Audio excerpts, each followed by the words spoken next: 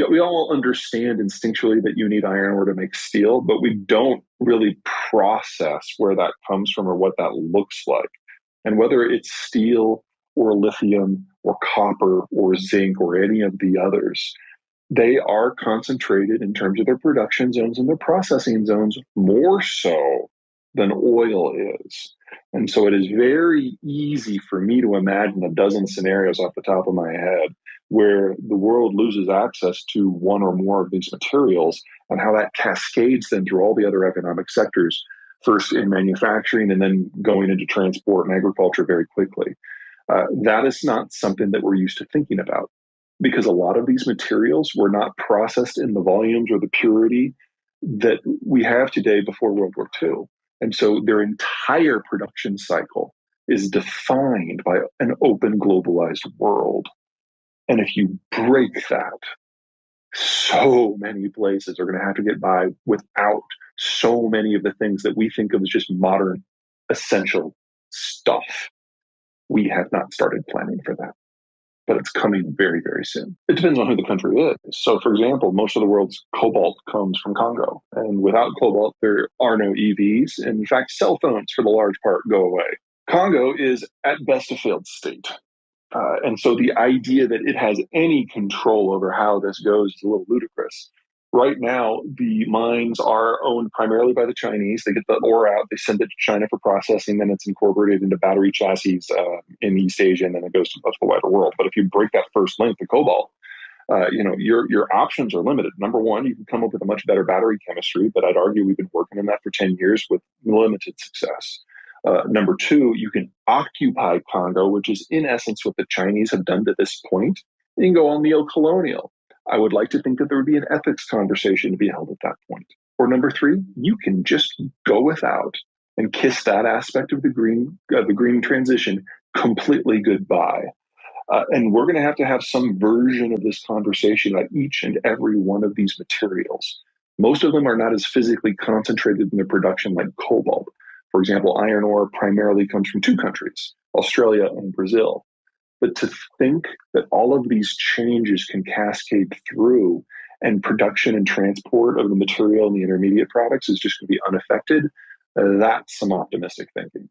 The first three books are more or less about the rise and the fall of great powers. So Accidental Superpowers talks about the crises that are going to erupt because of deglobalization and depopulation, and then the issues that Americans are most likely not to notice.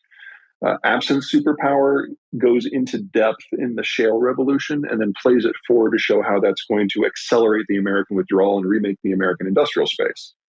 Disunited Nations is on the backside of deglobalization. It's about how the countries that we think of as the future, your Brazils, your Russias, your Chinas, came to occupy that place in our mind, and how in a deglobalized world collapse is one of the less dire outcomes for them, and instead presenting the country like France and Japan that actually will dominate the human conditions in the future. So all of these are about countries rising and falling in these changed circumstances. The newer book does it from a business point of view. So instead of focusing on the rise and fall of China or Argentina or whoever it happened to be, it goes into each of the economic sectors that define our world: transport, finance, energy, industrial commodities, manufacturing, and agriculture. Shows us how we got to this interconnected world and what that meant, how that changed space, how that changed investment opportunities, and then how everything is going to turn inside out as globalization breaks down and depopulation really drives us forward. It's different lessons for different sectors in different regions. There's a lot of stories to tell, and it's making a bit of a mess in government circles right now. Let's start with the biggest concern. I don't see our narcissism and our political debates as being a geopolitical limiting factor in terms of our power projection or our future power. It absolutely limits what we're willing to consider, but it doesn't actually get to the core of what allows us to be us, for better or for ill. So, for example, 20 years ago when 9/11 happened, we were relatively unified as a country. We were coming off to the 90s, which we thought of as a great decade. And despite the back and forth between the Democrats and the Republicans early in the W administration, we were talking about constructive things. Pre-social media, that helped. 9/11 happened, that drove us together even more. And for the next 15 years, the United States, from a foreign policy view, was very active. Now, we can all say whether or not, we can debate whether we thought we were active in a productive way. But the point was, there wasn't a lot of dissent within the United States about whether we should or should not be active. It's a question of how should we do it? We can't do that right now. The debates have become so fierce and so petty and so myopic that the United States at the moment cannot have a conversation with itself about foreign policy. And so if it wasn't for Vladimir Putin making his move back in February, we probably would not be part of the global system from a discussion point of view at all. I don't care what the rhetoric out of the West says. We just wouldn't have had the bandwidth because we're all absorbed with everything that's happening domestically. Now, in terms of things in the future that could go wrong, let me give you a couple of scenarios. I don't think any of them are high likelihood, but I think they're the things we should be concerned about. So first, short term, we're facing a capital crunch. We're facing an economic transition. We know that we need to double the size of the industrial plant. That can go wrong in two ways.